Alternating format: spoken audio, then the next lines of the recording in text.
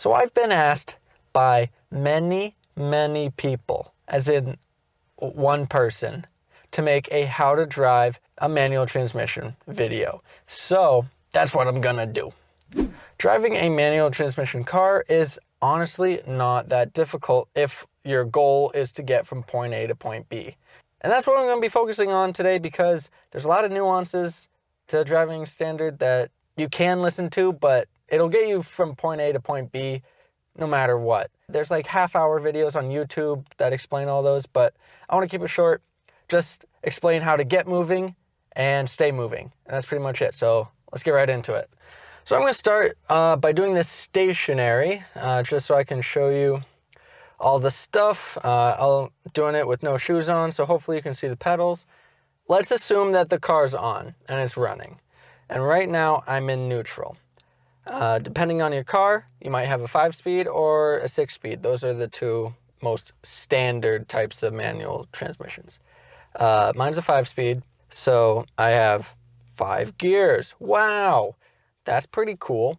If you want to start from a stop, you need to turn the handbrake down. There's no parking brake in a manual transmission. You use the handbrake. Put it down, make sure you have the brake pushed in with your foot. Handbrake down. I'm going to keep it up for now so I don't roll off the side of the parking lot. And so you want to start moving. What do you do first? You need to shift into first gear. Makes sense, right? First gear to start moving. You should be pushing in the brake right now and just push in the clutch. That's the pedal all the way on the left. Shift into first. But you can't just lay your foot off the clutch like that, because then you're going to stall. To start moving, clutch in, first gear. When I first started starting out, I would rev the engine to about maybe, let's say, 2,000 RPMs, 2,000 revolutions per minute. And you can find that on your tachometer in case if you didn't know. In an automatic tachometer, kind of useless. Manual, it's your best friend. So look at the tachometer, rev it to about 2,000 RPM. And then slowly take your foot off the clutch until you feel a bite. And by bite, I mean you feel like a little rumbling in the car, or it starts to move a little bit. That's when you know that the clutch is about to engage. There's a little dead space when it's, oh, there goes my camera. Camera's fixed.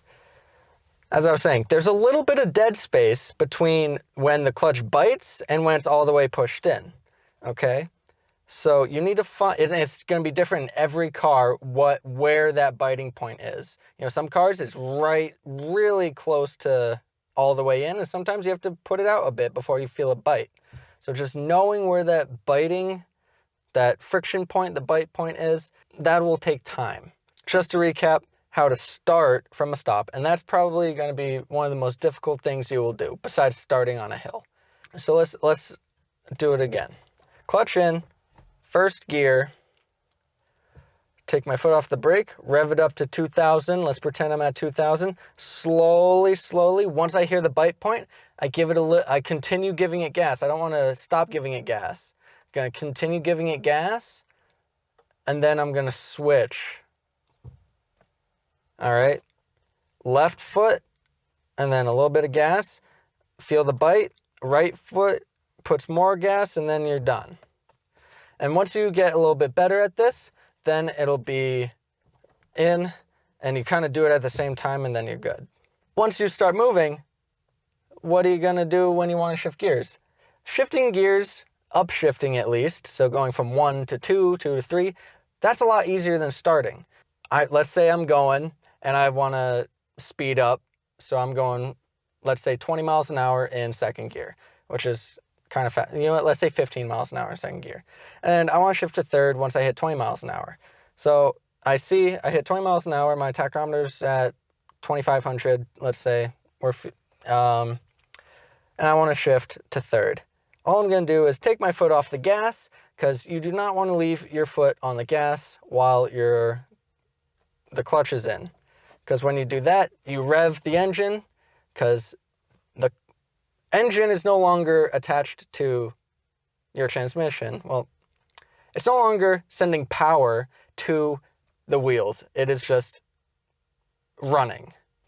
Clutch in, take your foot off the gas so you don't spike up the revs, and then you shift. So let's say I'm in second, I want to shift to third. Gas, clutch in, gas off, move to third, clutch out, back to gas. Okay? And it's a lot more forgiving when you're moving, when you're upshifting. It is a lot more forgiving. You know, if you do a bad shift, you won't stall. You might feel it a little bit, you might shake a little bit, but you won't stall while you're moving. And that is literally all you need to know to get from point A to point B. Clutch in, shift, clutch out, gas. All right. I'm in first, I'm starting, boom, I'm going, I want to shift to second, boom. Third, boom.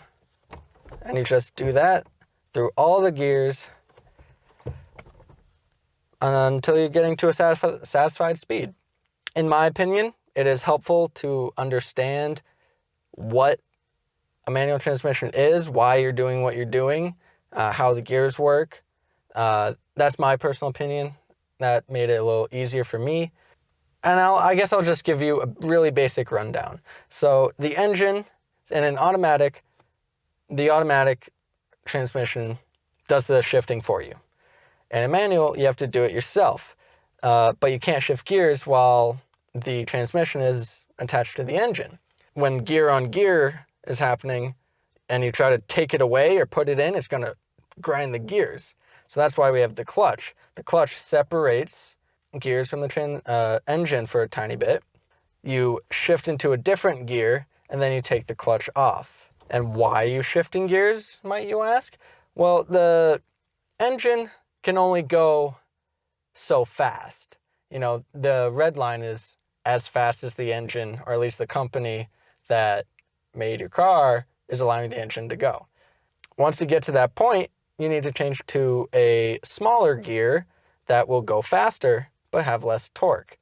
What is torque? Well, your low gears will have more torque. That is, think of it as the ability for something to climb a hill. That's not a very good analogy because torque is really the force that from a distance at an angle, you know, like a torque wrench. I'm not very good at explaining it. I'm not an engineer. But if you think of it in the sense of the car, that if you want to go up a hill, you need to be in a lower gear for more torque. If you want to go faster, you need to be in a smaller gear because a smaller gear will spin faster than a big gear. So that's why first is the biggest gear, fifth or sixth is the smallest, depending on your car. Yeah, that's that. I'll try to drive around, show you guys some in-context driving. It might not go well. My cameras might fall over. So, yeah, we'll see what happens. So let's go second gear, all right? And my camera already fell.